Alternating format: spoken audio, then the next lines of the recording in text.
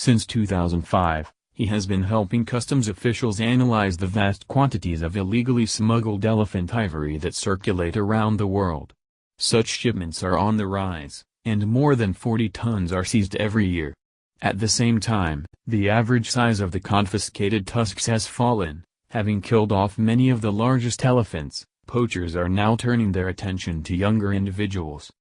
For example, Wasser, who is a conservationist at the University of Washington, recently investigated a seizure that comprised 1,800 tusks, most of which were under 2 feet long. 100 or so were barely longer than a pencil, and hollow on the inside. Each one belonged to a calf who was just a few years old, and still dependent on its mother's milk. Every pair represented a life that was ended for the sake of piddling amounts of ivory. Elephant poaching really took off during the last decade, and it's estimated that 111,000 individuals, up to a fifth of the full African population, have been killed since 2006. The slaughter is a local problem, but it eventually ties into organized crime networks that ship the plundered ivory around in huge containers that weigh half a ton or more. Once they leave port, these shipments are very hard to find. There are so many containers on cargo ships that even the most sophisticated ports can inspect just 1 to 2% of them, Wasser says. If you're a transnational criminal, you really just have to get your contraband into a container on a ship, and there's a very low chance someone will find it in a search. We need to stop the trade before it enters into transit. To do that, Wasser first needed to find out where the ivory is coming from, and he began with poop. By collecting elephant dung from across Africa, and extracting DNA from them, he and his colleagues created a genetic map of the continent's pachyderms. By cross-referencing the DNA from an unknown tusk to this map, Wasser can pinpoint the tooth's source to within 200 miles. In this way, he showed that almost all the ivory that's been seized in the last decade has come from just 2 poaching hotspots, one that includes Gabon and the Congo, and another centered in Tanzania. What is it about an elephant's tusks that make them so valuable? But even with that knowledge, poachers are very hard to catch, says Wasser. They work in very large areas, they know those areas very well, and they sometimes pay off rangers. And if you do catch them, there are 10 other poachers waiting to take their place. So, rather than targeting poachers, he says, it's far more efficient to go after their customers. Poachers sell their ivory to a pyramid of middlemen, who gradually consolidate it up to large export cartels, who then ship it out of Africa by the ton. It's likely that these same cartels are funding poachers in the first place. It costs between $25 and $30 for a bullet to kill a single elephant, so where are these poachers getting enough bullets to kill 1,000 animals? Says Wasser. It's the cartels, who are giving them purchase orders and quotas to fill. To him, these cartels aren't just the core of the elephant poaching problem, but also its greatest vulnerability.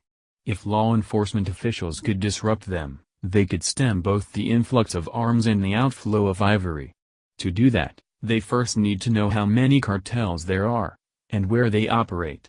And Wasser recently discovered both bits of information, through a stroke of luck. Whenever he and his colleagues would investigate a shipment of ivory, they'd try to pair the tusks up and, to cut down on costs, analyze just one from each pair. Pairing tusks is not unlike pairing socks, you do it by eye, looking for similarities in size, shape, and color. But the team noticed that in many seizures, over half of the tusks were unpaired. Where were their counterparts? The team eventually found 26 cases where a tusk from one seizure perfectly matched a tusk from another. The matching tusks were almost always shipped from the same port within 10 months of each other, but they went out in different consignments. This suggests that tusks frequently get separated as they make their way from poachers to export cartels, even if they eventually end up in the same place. Connecting the tusks gives you a tremendous amount of information, Wasser says. One pair might link seizure A to seizure B, and another might link B to C. Now, you can start to see the size of the cartels and the connectivity between them. The team now thinks that just 3 major cartels, based out of Entebbe in Uganda, Mombasa in Kenya, and Lomé in Togo, were responsible for most of Africa's ivory smuggling between 2011 and 2014. The Mombasa cartel is the biggest of the three, and is likely linked to the notorious ivory kingpin Fazl Muhammad Ali, who was arrested in 2014 and sentenced to 20 years. Ali was later acquitted on appeal, but Wasser hopes that the evidence from his tusk-matching work will help to build a stronger case. The cartels are distinct entities, but they sometimes work together.